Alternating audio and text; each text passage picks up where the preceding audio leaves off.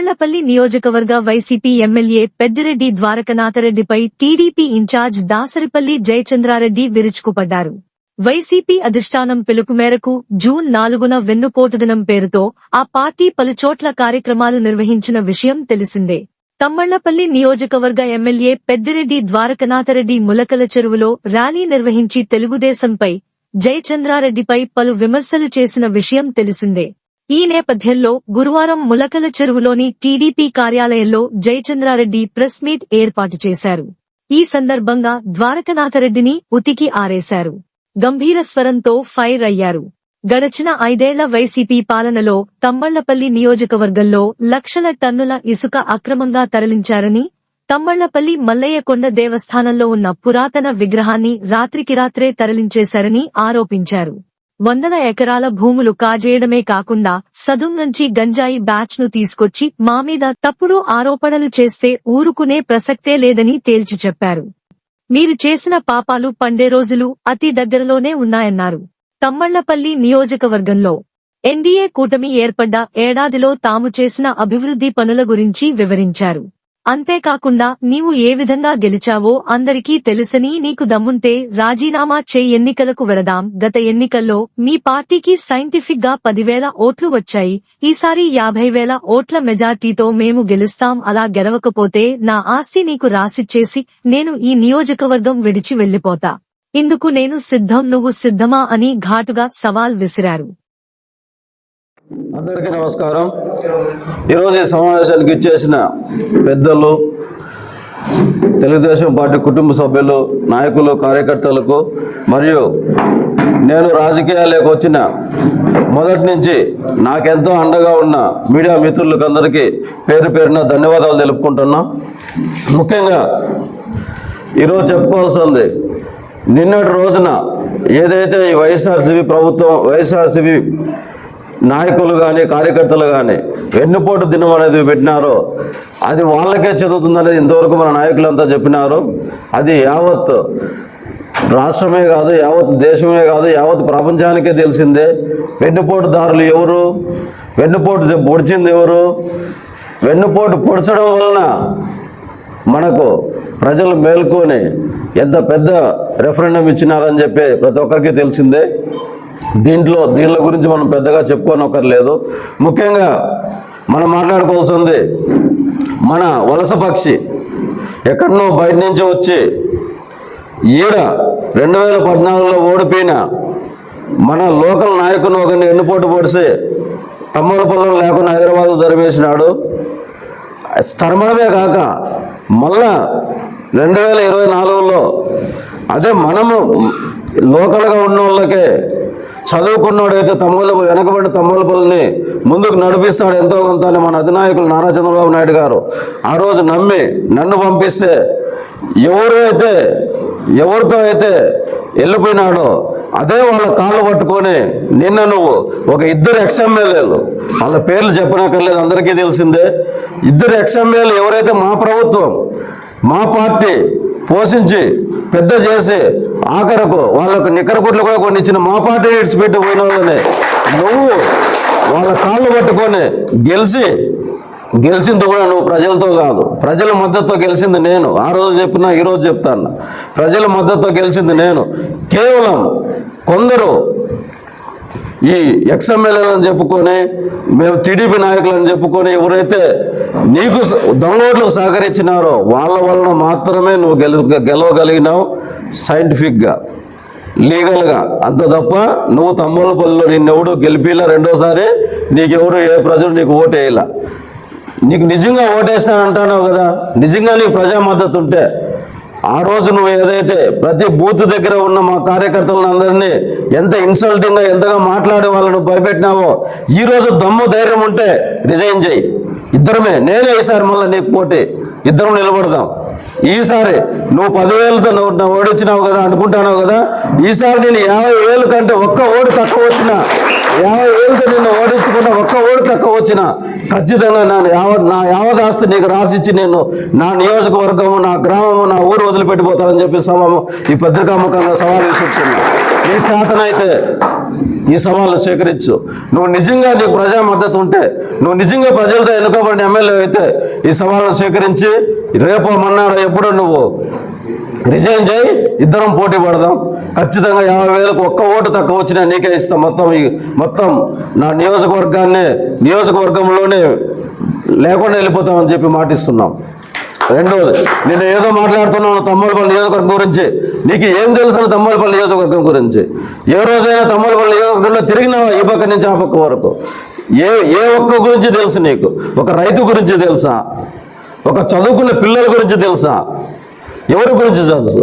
ఏడో తరగతి చదివినవాడికి నీకే ఏమి తెలియనప్పుడు నువ్వు ఏంది నిన్న చెప్తాను? ఏడో తరగతి చదివినాను, నీకు ఇరిగేషన్ ప్రాజెక్టు గురించి తెలుసా? దాని ఆయకట్టు గురించి తెలుసా? నిన్న చెప్తాను ముదివేరు రిజర్వాయర్ 6 TMCలు అని. ముదివేరు రిజర్వాయర్ 2 TMCల నీళ్ళు స్టోరేజ్, అది దాంట్లో 6 TMCలు అంటావు, మాట్లాడతావు. అగ్రిని ఒక కాలంలో ఎంత నీళ్లు పోతుందో తెలుసా నీకు? 300 క్యూబిక్ మీటర్లు పోతుంది ఇప్పుడున్న కెపాసిటీకి.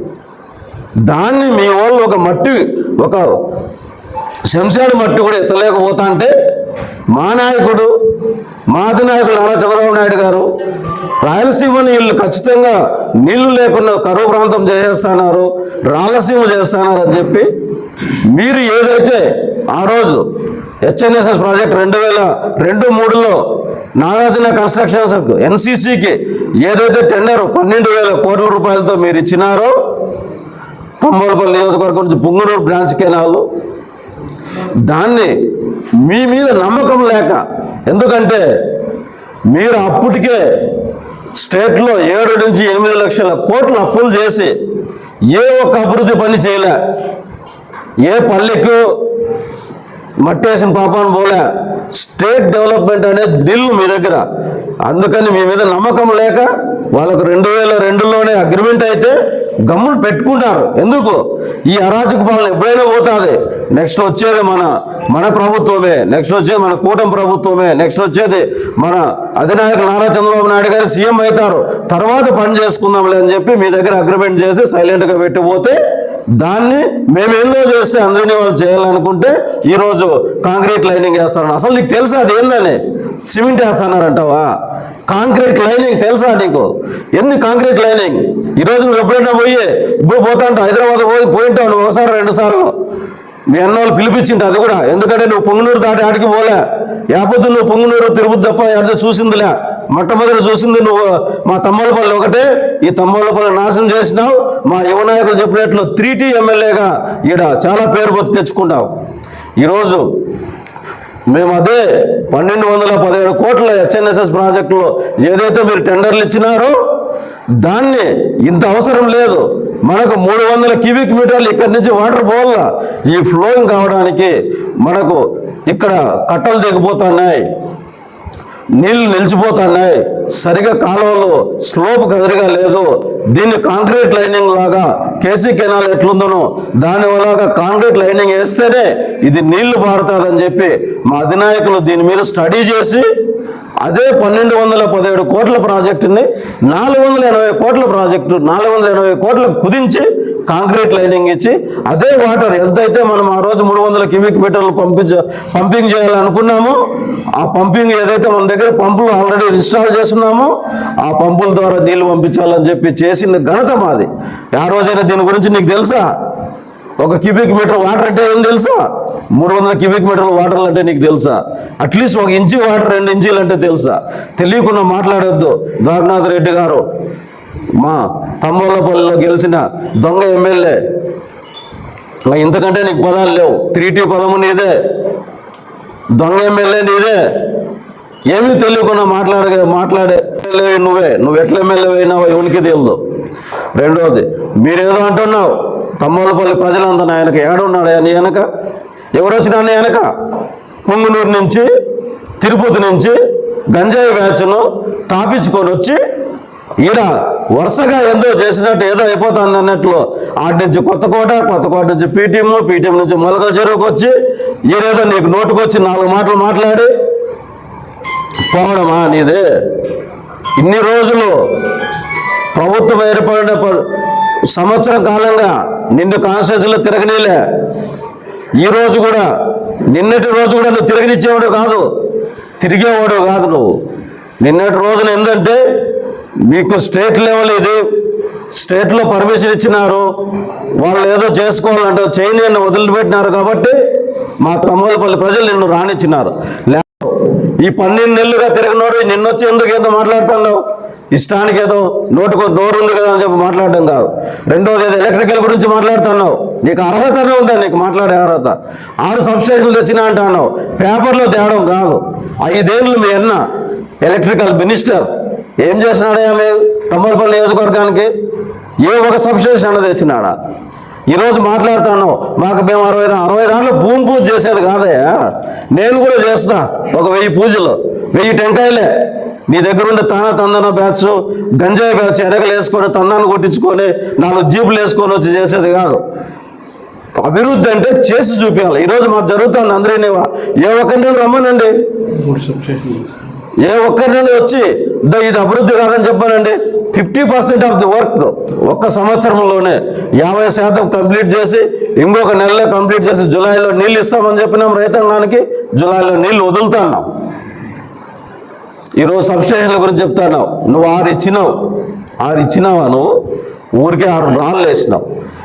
అదే ఈరోజు కూటమి ప్రభుత్వం ఏర్పడిన తర్వాత మేము ఈ నియోజకవర్గంలో ఓడిపోయినా కూడా ఆ రోజు నిరుత్సాహం వల్ల, ఎందుకంటే పైన ఉన్నది డెవలప్మెంట్కి బ్రాండ్ అంబాసిడర్. డెవలప్మెంట్ అంటే ఆయన గురించి తెలిసినదే. మా అధినాయకుడు నారా చంద్రబాబు నాయుడు గారి ప్రోత్సాహంతో నువ్వు చెప్తాన్నా కాకమ్మ కథలు కాకుండా 3 సబ్స్టేషన్లు తీసుకొచ్చినాం. ఆ 3 ఏం తెలుసా నీకు? 11 kV 33/11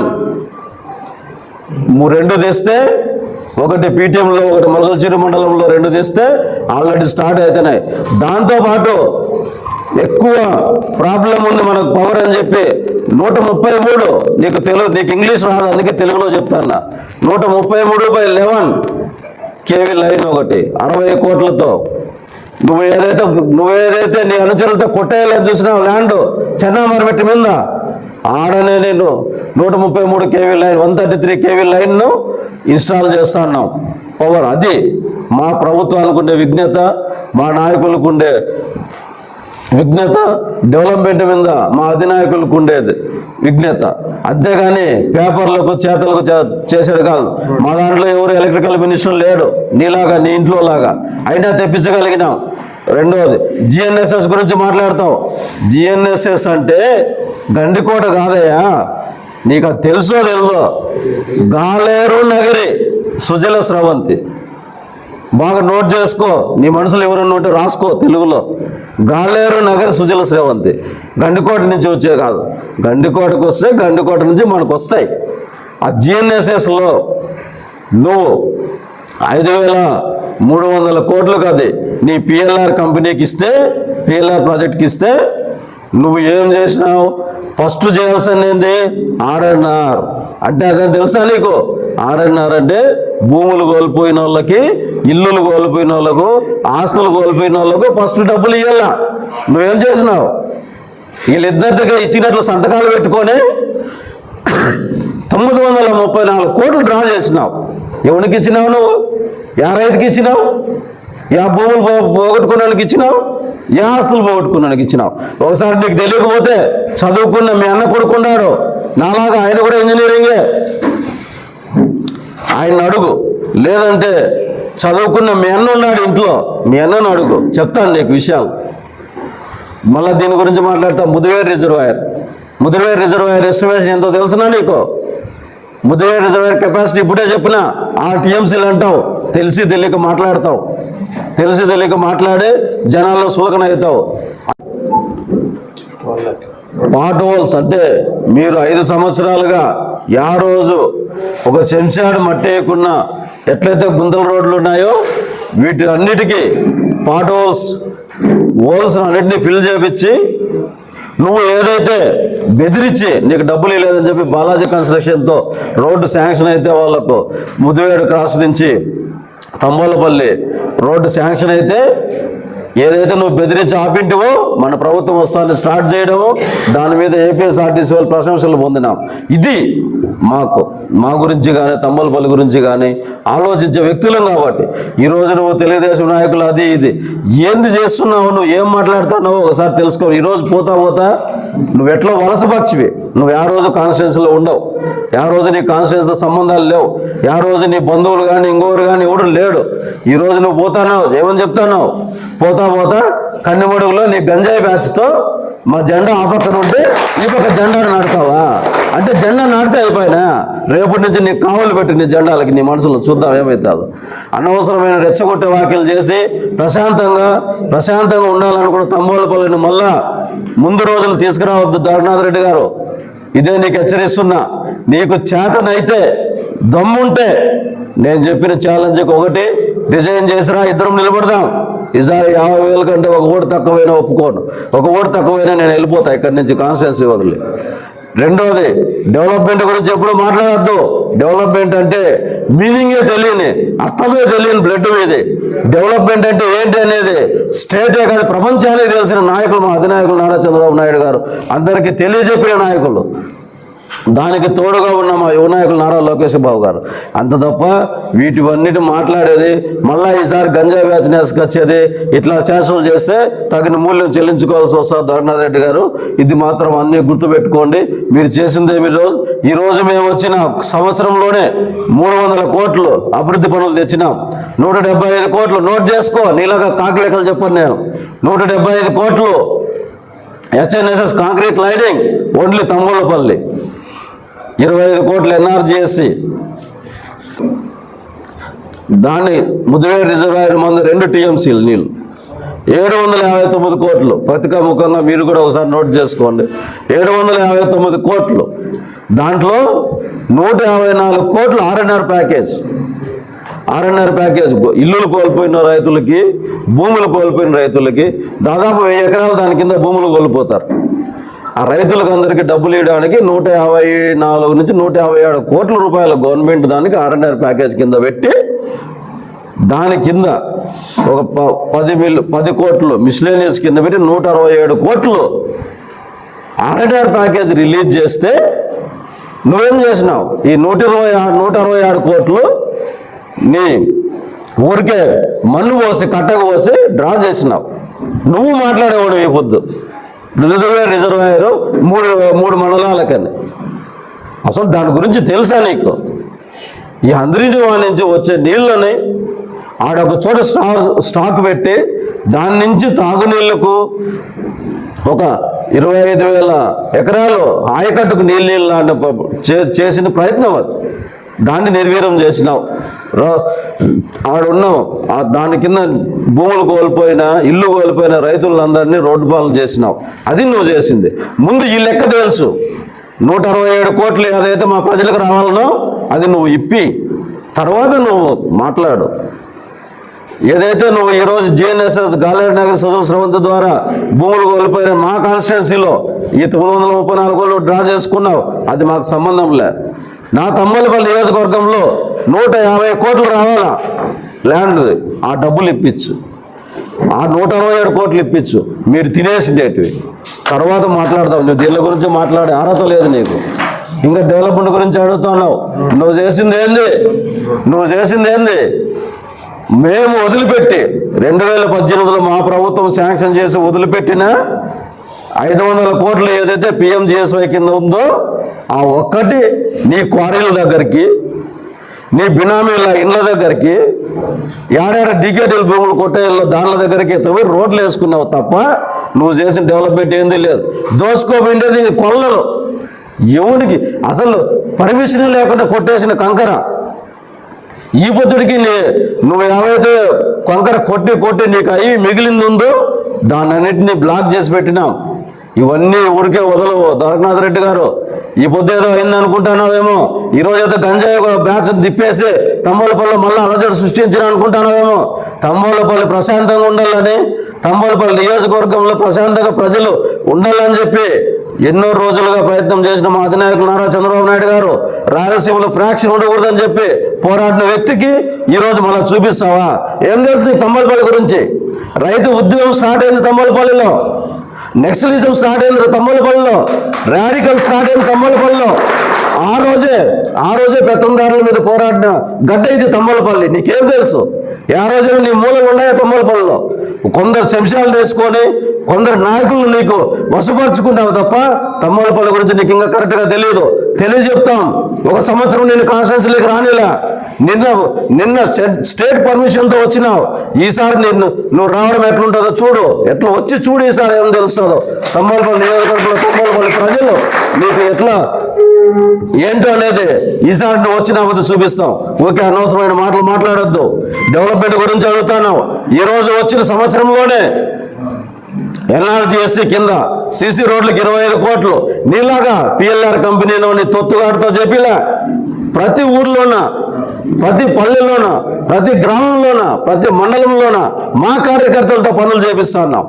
దాంట్లో వస్తే తునమో పనమో మా కార్యకర్తలకు ఉండాలని చెప్పి ఏదైనా కూడా మా వర్కులకు సంబంధించిన పనులకు సంబంధించిన ఏ మెటీరియల్ కూడా కాన్స్టిట్యున్సీలను కొనిస్తా ఉన్నాం, ఇంక్లూడింగ్ మోటార్లతో సహా. నీలాగా ఎవరికో ఆ ఏజెన్సీకి ఇచ్చి ఏవేవో పర్సెంటేజ్లు తీసుకొని చేయలేడా?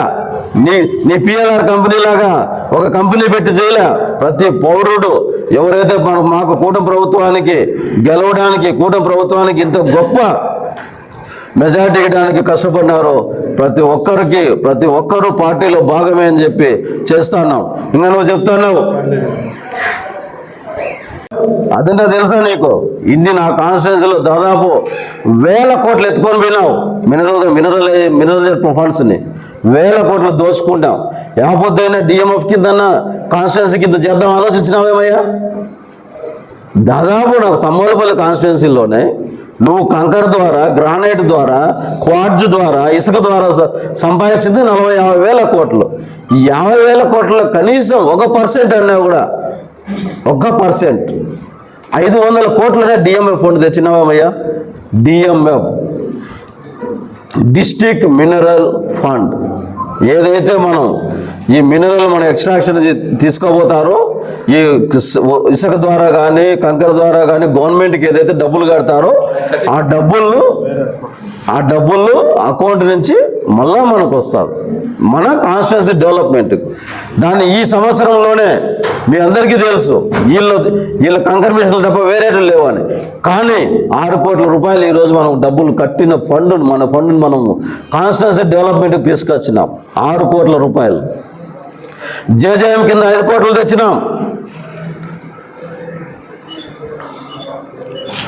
జెడ్పీ ఇందాక చెప్పినట్టు జెడ్పీ ఫండ్స్ అండ్ మండలి ఫండ్స్ 6 కోట్లు తెచ్చినాం. పాట్ హౌస్ కింద 6 కోట్లు తెచ్చినాం. నాబార్డు కింద 8 కోట్లు తెచ్చినాం. 5 కోట్లు ఆస్ట్రేలియస్ రోడ్డుకి, 2.5 కోటి మన మందలవలపల్లి రోడ్డుకి. పిఎంజిఎస్వై కింద 35 కోట్లు తెచ్చినాం. 5 రోడ్లు, కోసూరుపల్లి రోడ్డు ఒకటి, కాలువపల్లిది, బెట్టకొండ రోడ్డు, గోలపల్లి నుంచి గూడుపల్లి నుంచి, ఇవి 5 రోడ్లకు 35 కోట్లు తెచ్చినాం. హౌసింగ్ కింద 7,700 హౌసులు చేసినాం. దీపం పథకం కింద 60,000 మందికి ఇస్తున్నాం. పెన్షన్లు అదనంగా 5,000 పెన్షన్లు ఇస్తున్నాం. ఇది 300 కోట్లకు మీకు లెక్క ఒకసారి చూసుకోండి. 300 కోట్ల, ఇప్పటికి 300 కోట్లు ఫండ్స్ తెచ్చినాం ఈ సంవత్సరంలోనే, కొత్తగా ఏర్పడిన ప్రభుత్వంలోనే. రేపు సంవత్సరానికి ఖచ్చితంగా కాన్స్టిట్యున్సీకి మినిమం 1000 నుంచి 1200 కోట్లు తీసుకొచ్చి డెవలప్మెంట్ అంటే ఏంటి, ప్రజల్ని ఏ విధంగా చైతన్యపరచాలా అనేది చేసి చూపిస్తాం. వాళ్ళు చూసుకోండి. ఇంకా నువ్వు గొప్పగా చెప్తున్నావు, ఇందాక అన్నోళ్ళు చెప్పినట్టు నువ్వు నిజంగా తంబోలపల్లి నియోజకవర్గంలో ప్రజలతో ఎన్నుకోబడినోడు అయితే, ప్రజలు నేను గెలిపించింటే నువ్వెందుకు అసెంబ్లీకి పోలేకపోతున్నావు? అసెంబ్లీకి పోలేకపోతుంది. డిఆర్సీకి ఎందుకు రాలేకపోతున్నావు? డిస్ట్రిక్ట్ రివ్యూ మీటింగ్ ఉంది కదా, డిఆర్సీకి ఎందుకు రాలేకపోతున్నావు? రావాలి కదా నీకు అవగాహన ఉంటే. కాన్స్టిట్యున్సీ మీద అవగాహన ఉంటే నా కాన్స్టిట్యున్సీకి నన్ను గెలిపించినారు, నేను వేరే పార్టీ అయినా కూడా నాకు ఇవి కావాలని అడగలే కదా.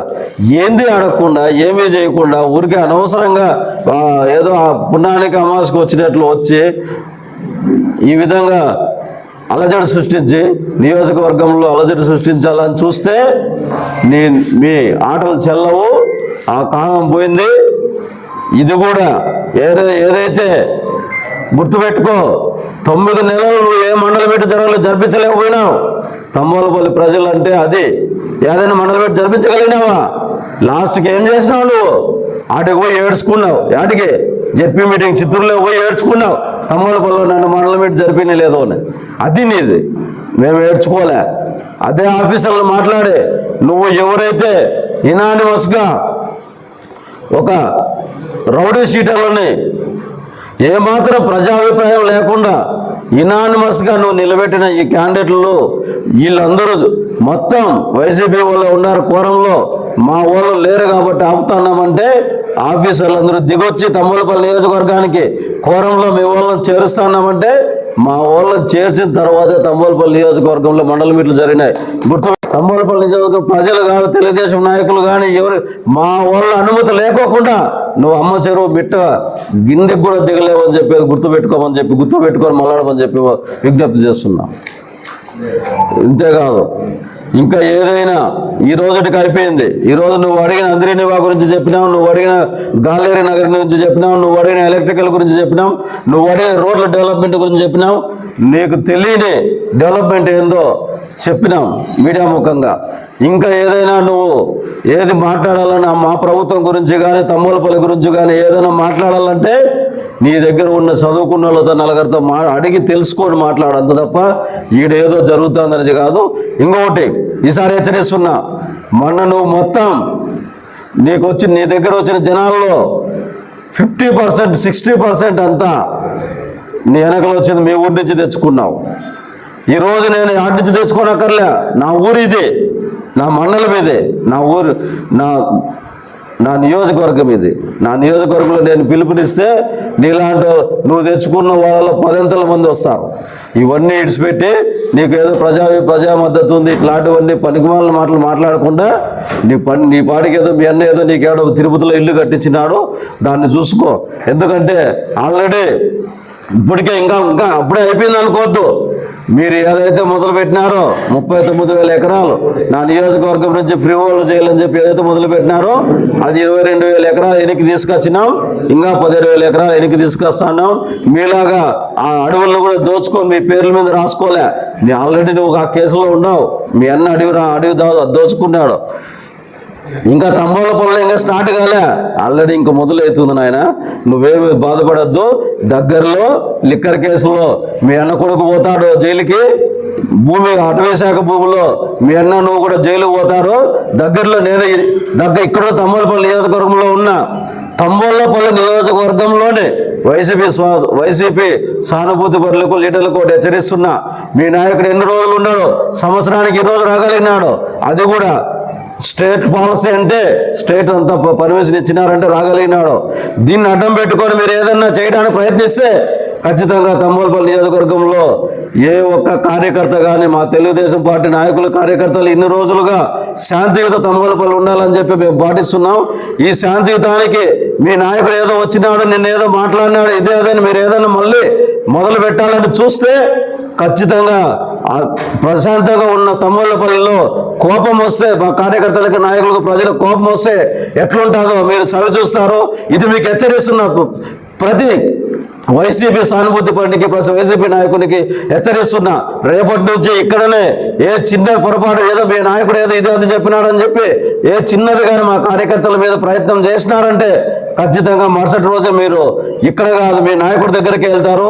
మీ నాయకుడు వెళ్ళేది ఏడకు అందరికీ తెలిసిందే. మీ నాయకుడు వెళ్ళేది కూడా శ్రీకృష్ణుని జన్మస్థలానికి వెళ్తారు. మీరు కూడా ఆడికి వెళ్తారని చెప్పి ప్రతి వైసీపీ నాయకుడికి హెచ్చరిస్తుంది.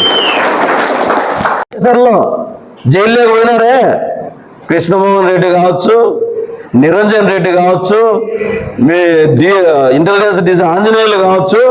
అది రెడ్ బుక్ అంటే నీకు తెలుసా? అసలు వాళ్ళ పేర్లు రాసుకునేదంట. పేర్లు రాసుకోవాల్సిన మధ్య పోవాల్సిన కర్మ నీలాగా 7వ తరగతి చదవలేదు ఆయన. స్టాన్ఫోర్డ్ యూనివర్సిటీలో డిగ్రీ చేసినాడు. ఎంతో ఉన్నతమైన చదువు చదివినాడు కాబట్టి ఈరోజు ఎంతో ఉన్నతంగా విద్యాశాఖ మంత్రిగా ఈరోజు ఈ రాష్ట్రానికి మీరు ఏదైతే నాశనం చేసిన విద్యా వ్యవస్థను ఈరోజు గాడిలో పెట్టి ఫస్ట్ సంవత్సరమే అన్ని గవర్నమెంట్ స్కూళ్ళలోన మంచి మార్క్స్తో స్టేట్లోనే మంచి మార్కులతో తెప్పించిన ఘనత మా యువ నాయకుడు నారా లోకేష్ బాబు గారు. అవన్నీ గుర్తుపెట్టుకొని నువ్వు ఏదైనా మాట్లాడేటప్పుడు నీ స్థాయి నీ నాలెడ్జ్ ముందర పెట్టుకొని మాట్లాడు, అంత తప్ప ఏదేదో మాట్లాడే అపస్పాలు కాదు ద్వారకనాథ్ రెడ్డి గారు అని చెప్తున్నా. ఈరోజు మా యువ నాయకులు నారా లోకేష్ బాబు గారికి ఈ పత్రికా మూలకంగా మళ్ళీ ఇంకోసారి ధన్యవాదాలు చెప్పుకుంటున్నాం. ఎందుకంటే తంబలపల్లి నియోజకవర్గం చాలా వెనుకబడింది సార్. మాకు ఈరోజు ఇంటర్మీడియట్ చదవాలన్నా కూడా పిల్లోళ్ళు 40 కిలోమీటర్ల బస్సుల వల్ల టెక్నికల్ కోర్సెస్ ఏంటివి లేవని అంటే సార్ మనకి 2 పాలిటెక్నిక్ కాలేజీలు ఇచ్చినాడు. ఒకటి మొలకల చెరువులో, ఒకటి కురవలకోటలో. ఈరోజు 10th క్లాస్ పాస్ అయిన పిల్లోళ్ళు దూరం ప్రాంతాలకు పోయే పని లేకుండా ఇంటి దగ్గర నుంచి చదువుకోవాలనే ముఖ్య ఉద్దేశంతో దీంతోనే ఇదే కాదు స్కిల్ డెవలప్మెంట్ కోర్సులు కూడా అతి తొందరలో మనకి ఎవరైతే మన నియోజకవర్గంలో పిల్లలు డిగ్రీ చదివిన పిల్లలు ఇంజనీరింగ్ చదువుకున్న పిల్లలు ఉన్నారో వీళ్ళందరికీ కంప్యూటర్ ఎడ్యుకేషన్ని కంప్యూటర్ కన్సల్టెన్సీ సెంటర్స్ని ఇక్కడ ఓపెన్ చేస్తున్నాం. ఖచ్చితంగా మొలకల చెరువులోనే కంప్యూటర్ కోచింగ్ సెంటర్లను కూడా స్కిల్ డెవలప్మెంట్ సెంటర్ ద్వారా తీసుకొచ్చి మన పిల్లలకి కంప్యూటర్స్ని అతి తక్కువ కాలంలోనే దగ్గర తీసుకొస్తామని చెప్పి ఈ పత్రికా మూలకంగా అందరికీ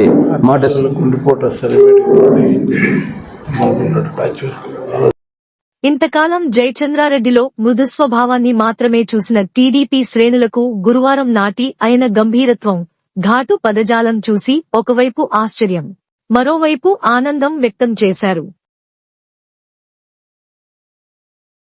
అభయ న్యూస్ ను సబ్స్క్రైబ్ చేసుకోండి, లైక్ చేయండి, షేర్ చేయండి, కామెంట్ చేయండి.